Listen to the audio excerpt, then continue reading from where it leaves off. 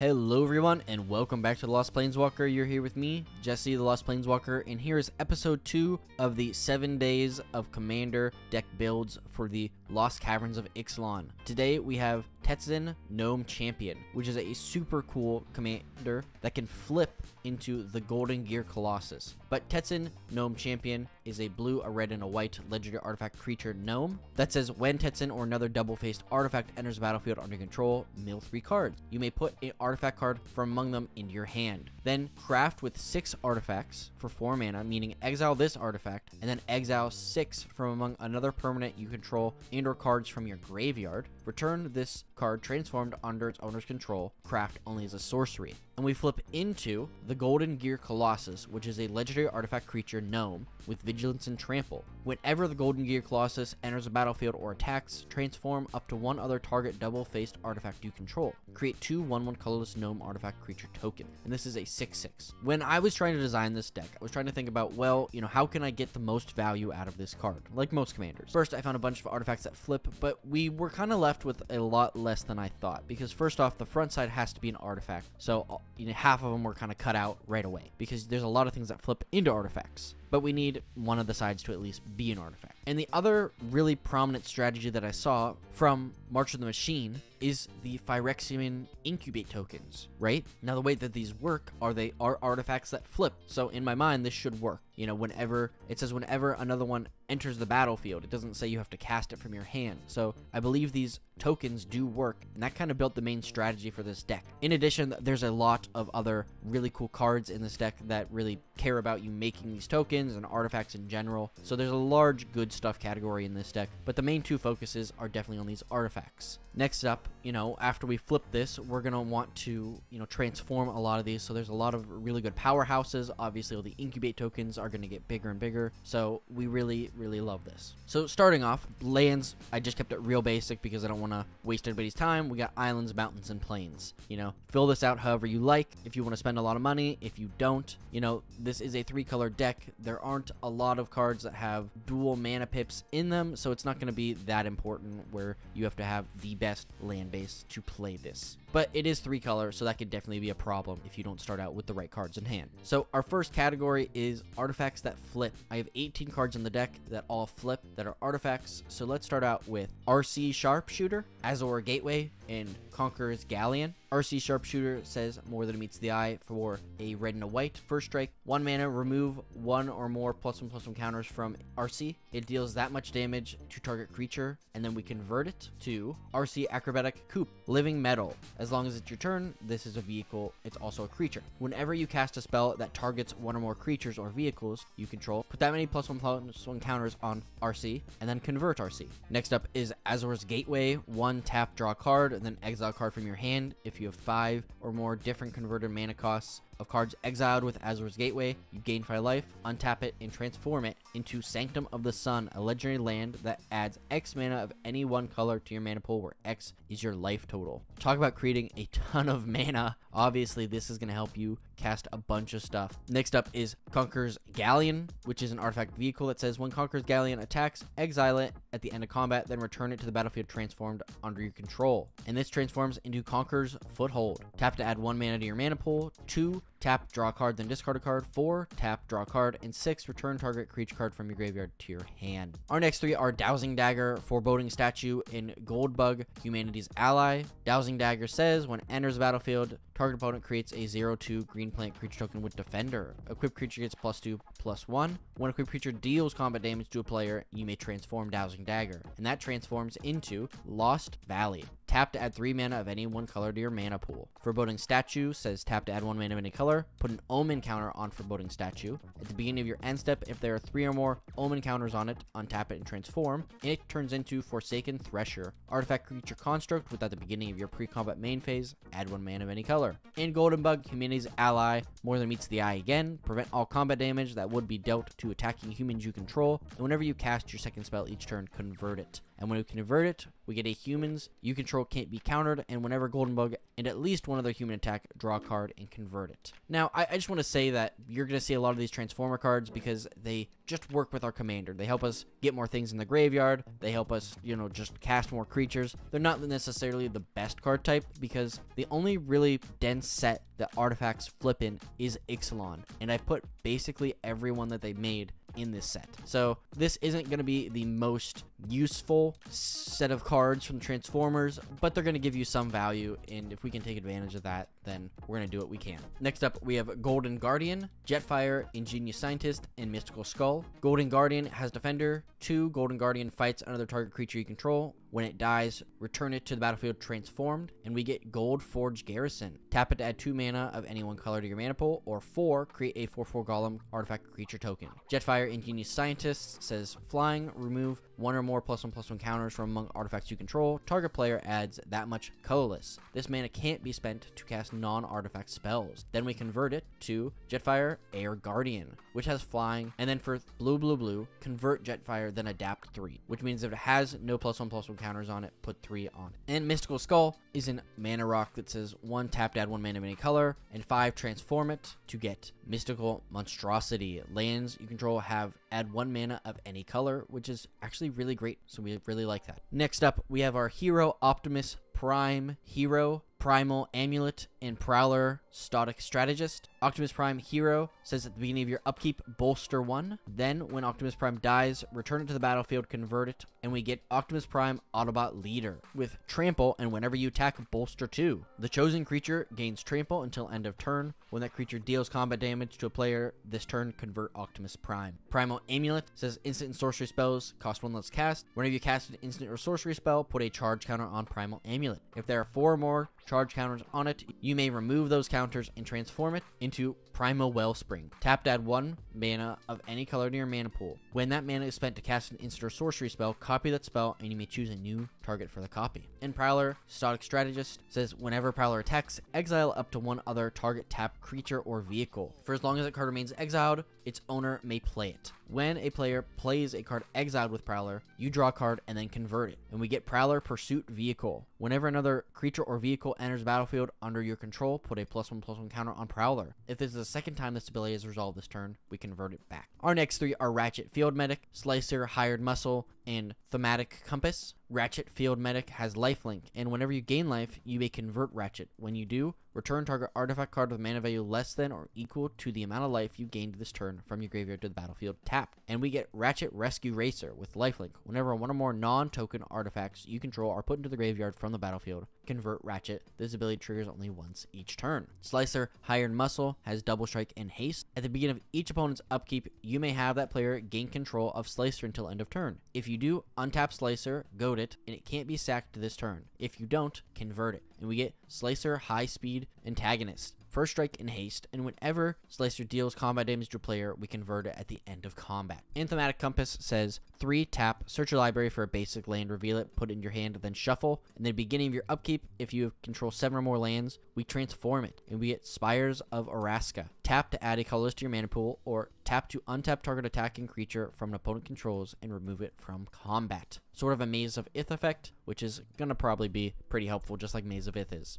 In our last 3 cards of artifacts that flip, we have Thousand Moon Smithy, 3-Bin Gargoyle, and Treasure Map. Thousand Moon Smithy is a brand new card from the Lost Caverns of Ixalan. It says when it enters the battlefield, create a white gnome soldier artifact creature token with this creature's power and toughness are equal to the number of artifacts and or creatures you control. At the beginning of your pre-combat main phase, you may tap 5 untapped artifacts and or creatures you control. If you do, transform Thousand Moon Smithy. Then we get Barracks of the Thousand, legendary artifact land with tapped out a white. Whenever you cast an artifact or creature spell with mana produced by Barracks of the Thousand, create a white gnome soldier artifact creature token with this creature's power and toughness are equal to the number of artifacts and or creatures you control. Basically making construct tokens that just scale even bigger, but these also care about the artifacts and or creatures you control. So everything that we might have in our deck that isn't an artifact, which isn't much, is also going to help build up their power. 4. The Raven Gargoyle has Defender and 6 Transform It. And when we flip it, we get Stonewing Antagonizer that has Flying. And lastly, a new reprint. You're going to see this new art here, but we have Treasure Map. 1 mana, scry 1, then put a landmark counter on Treasure Map. Then if there are 3 or more landmark counters on it, remove those, transform Treasure Map, and create 3 treasure tokens. And it flips into Treasure Cove, which can tap to add a colorless or sack a treasure to draw a card. Wow.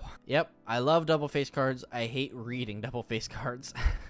So I'm going to pause right now and just say, if you aren't subscribed to my channel and you're enjoying this video or want to see more like it, please consider subscribing. You know, we're really close to hitting 1,300 subscribers, and I would love to hit 1,500 by the end of the year. And if you would like to see more of this series, because like I said, it is a 7-day series where we are doing a commander deck every day before Lost Caverns of Ixalan comes out, please stay subscribed. So now we're going to look at the Phyrexian Incubator Tokens, or cards that make them, because there's a lot of upside I can see with these. So first off, we have Assimilate Essence, Chrome Host Seed Shark, and Corruption of Tawashir. Assimilate Essence is an instant that counter target creature or battle spell unless their controller pays 4, and then if you do, we incubate 2. So like I said earlier, I believe these incubate tokens entering the battlefield are going to trigger our commander, and it's just a great way to get more cards into our hand. Chrome Host Seed Shark, another great card that has Flying, and whenever you cast a non-creature spell, incubate X, where X is that spell's mana value. We're going to be incubating pretty much anytime we cast anything in this deck, so I'm very much looking forward to that. And Corruption of Tawashir is an enchantment that says when it enters, incubate 4, and whenever a permanent you control transforms or a permanent enters a battlefield under your control, you may draw a card. Do this only once each turn. So this is going to help us draw cards even when we're not doing our incubate token. Next up, we have Elish Norn, Essence of Orthodoxy, and Excise the Imperfect. Elish Norn is a great card in the last version, I believe, we'll ever enter receive of her, but it has Vigilance, and whenever a source an opponent controls deals damage to you or a permanent you control,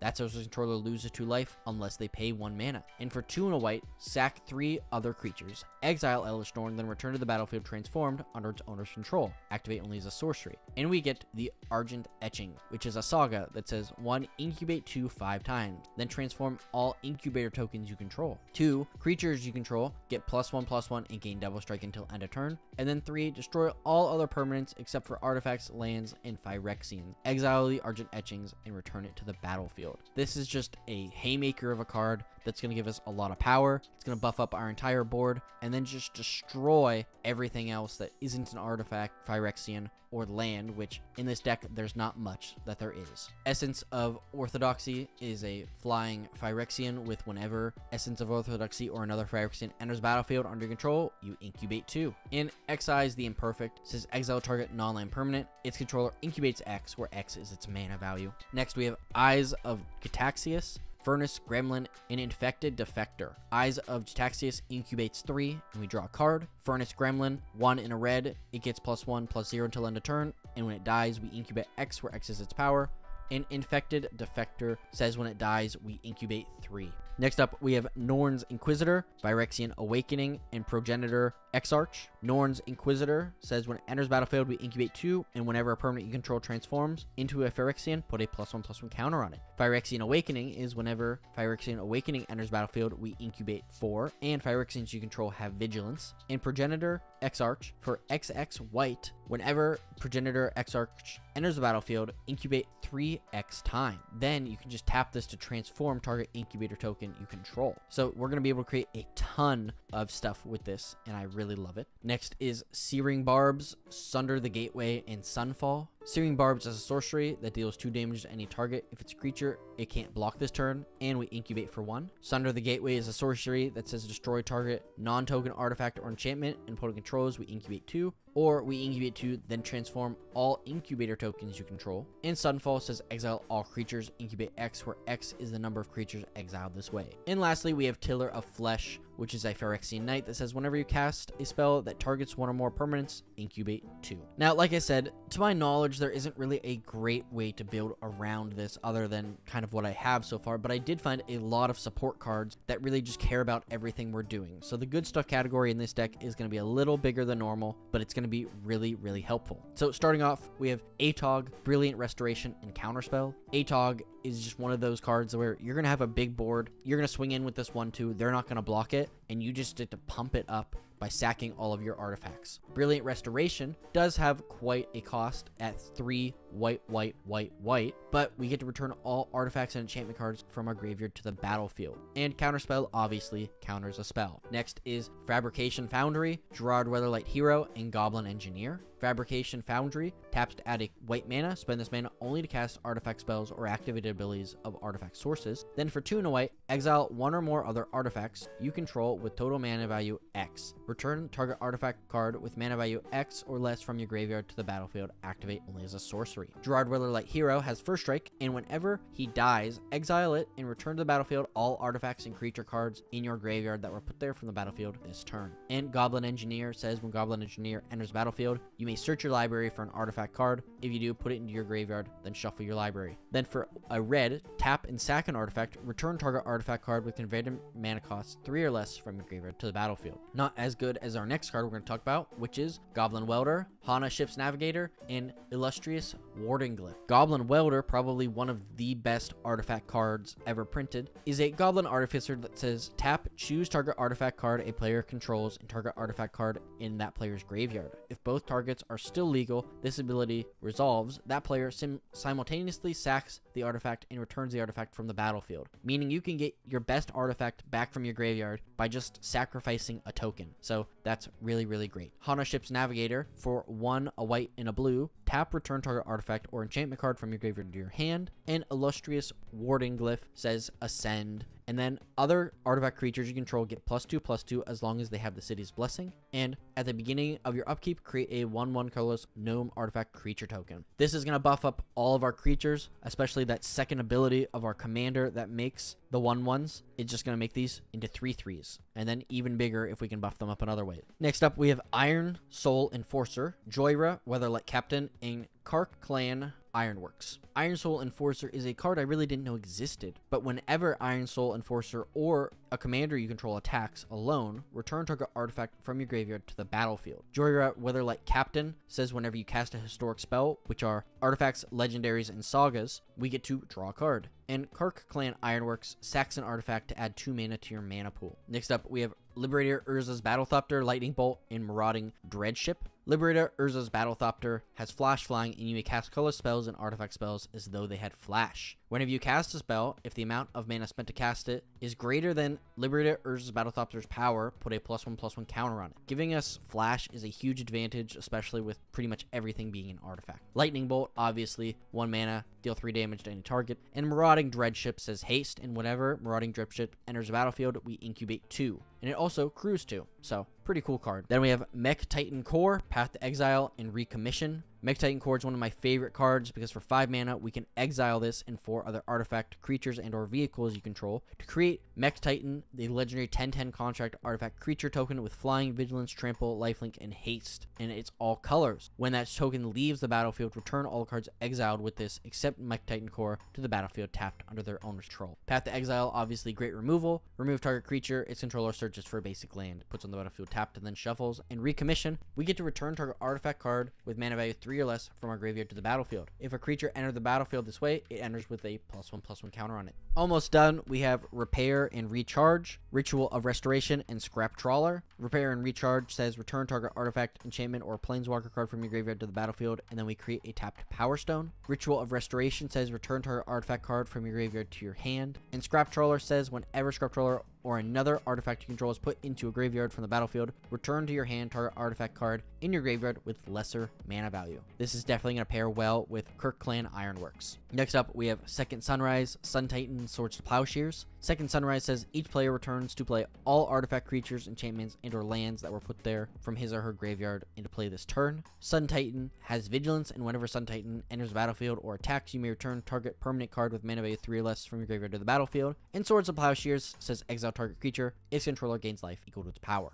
Next up is Tempered Steel, the Might Stone and the Weak Stone, and Urza Lord High Artificer. Tempered Steel gives all of our artifact creatures +2/+2, which is just going to add to their power and just make us an even bigger threat. The Might Stone in the Weak Stone says, when it enters the battlefield, we choose one, we can draw 2, target creature gets -5/-5, or we can tap it to add 2 mana and spend that mana to cast non-artifact spells. Then we have Urza, Lord High Artificer. With when it enters the battlefield, we create a 0/0 colorless construct artifact creature token. With this creature, it gets +1/+1 for each artifact you control. We can tap an untapped artifact to gain a blue mana. And for 5, shuffle your library, then exile the top card. Until the end of your turn, you may play that card without paying its mana cost. Definitely a very, very powerful Urza. But next up, we have 2 more Urzas with Urza Lord Protector and Urza Prince of Krug. Urza Lord Protector says artifacts, instant, and sorcery spells cost 1 less to cast. And for 7, if you both own and control Urza Lord Protector and an artifact named the Might Stone and the Weak Stone, we exile them and we merge it into Urza Planeswalker, activate only as a sorcery. And Urza Planeswalker is a very, very powerful card that also does some other shenanigans, but that mana cost reduction is kind of the main reason it's in this deck. And lastly, Urza Prince of Krug gives artifact creatures +2/+2, another just anthem effect that's going to make our board really hard to fight against. And for 6 mana, we create a token that's a copy of target artifact you control, except it's a 1/1 soldier creature in addition to other types. And that, my friends, is Tetzin Gnome Champion. And I just want to say thank you